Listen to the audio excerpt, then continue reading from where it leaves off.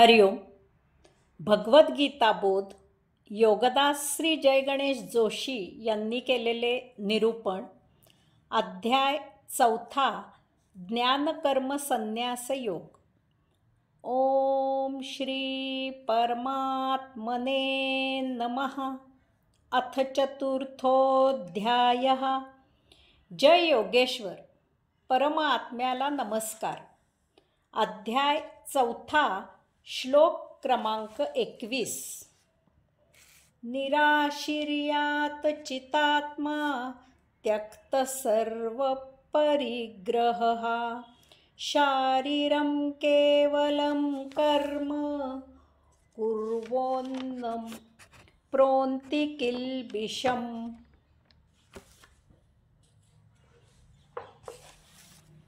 जो इच्छारहित आणि कामनारहित आहे, ज्याचे चित्त आत्मप्रवृत्त झाले आहे आणि ज्याने संग्रह वृत्ती सोडलेली आहे, अशा मनुष्याने जरी केवळ देहासाठीच कर्मे केली तरीही त्याला दोष लागत नाही.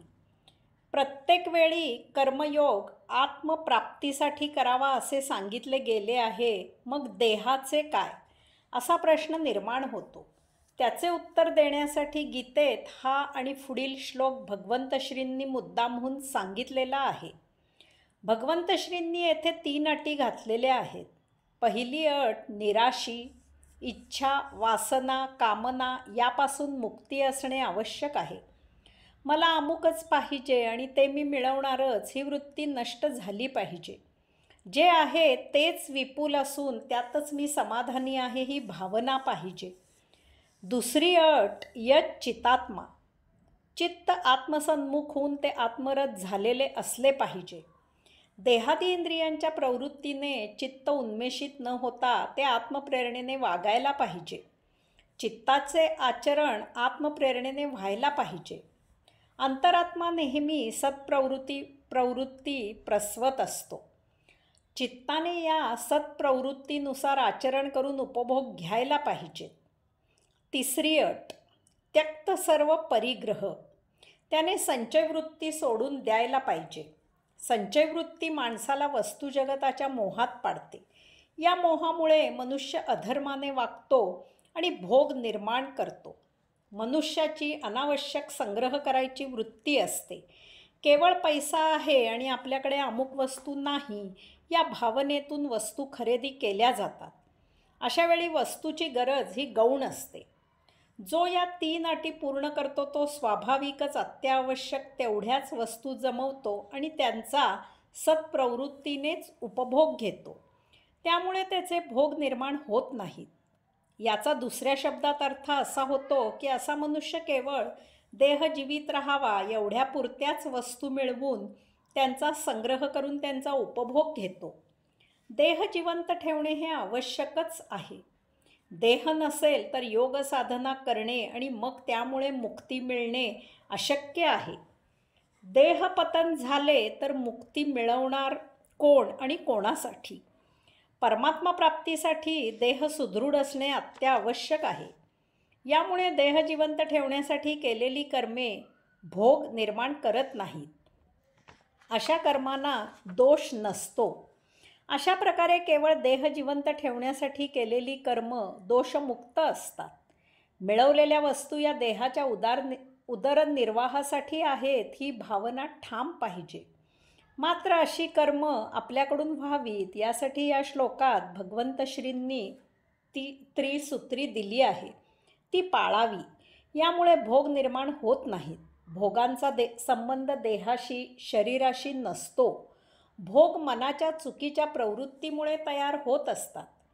आपल्याला भूक लागली आणि आपण अन्न खाल्ले तर दोष नाही, परंतु भूक नसताना केवळ श्रीखंड समोर आहे आणि जिभेला त्याची चव आवडते म्हणून श्रीखंड खाणे हा भोग आहे.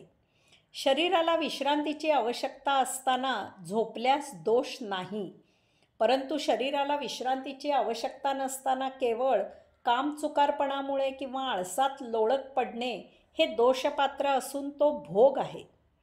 त्रिसूत्रीमुळे आपले कर्म ही एक सुंदर क्रिया होते. ती देहादी इंद्रियांची प्रतिक्रिया नसते. क्रिया देहाच्या गरजेतून निर्माण होत असते. प्रतिक्रिया देहाच्या भोग लालसेतून निर्माण होत असते. यश मिळावे म्हणून देवाला नवस बोलून उपवास करणे ही देहाच्या भोग लालसेतून निर्माण झालेली प्रतिक्रिया आहे. परंतु देवपूजेत मग्न झाल्यामुळे देहभान हरपून उपवास घडणे ही क्रिया आहे. त्याला जोडूनच श्लोक क्रमांक 22.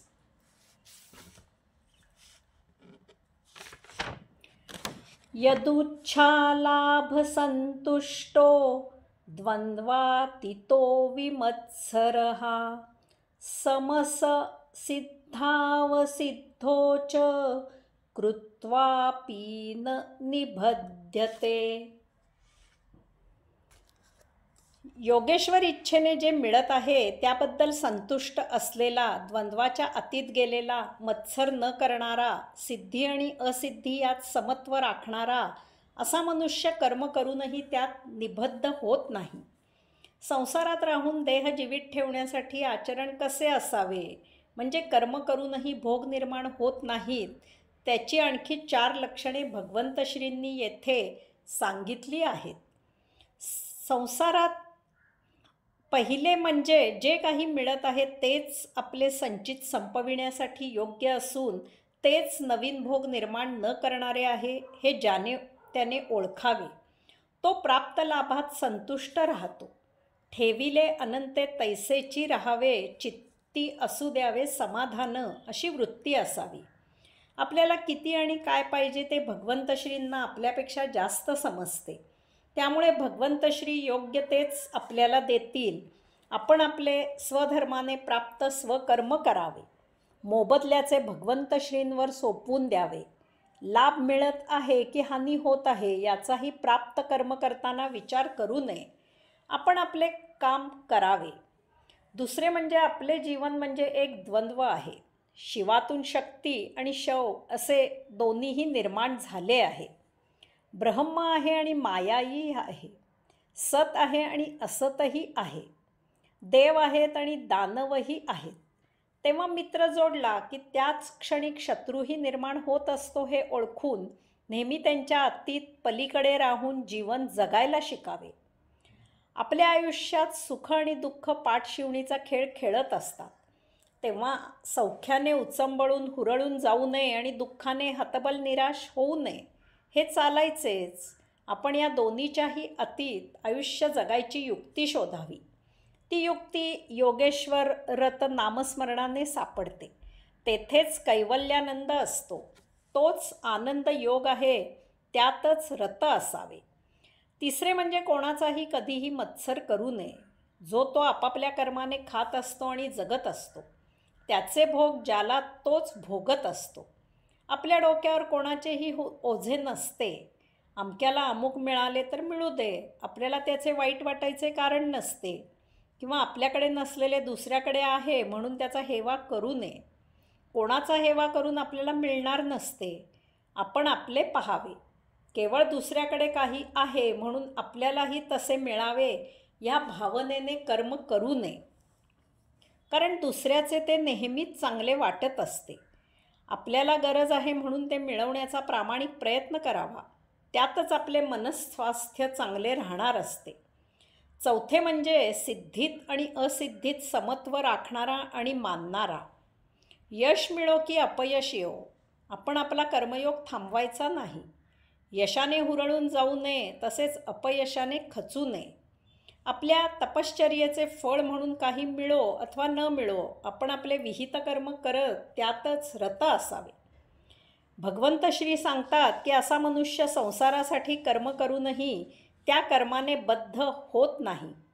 अशा सांसारिक भौतिक कर्माचे भोग निर्माण होत नाहीत. हरिओम.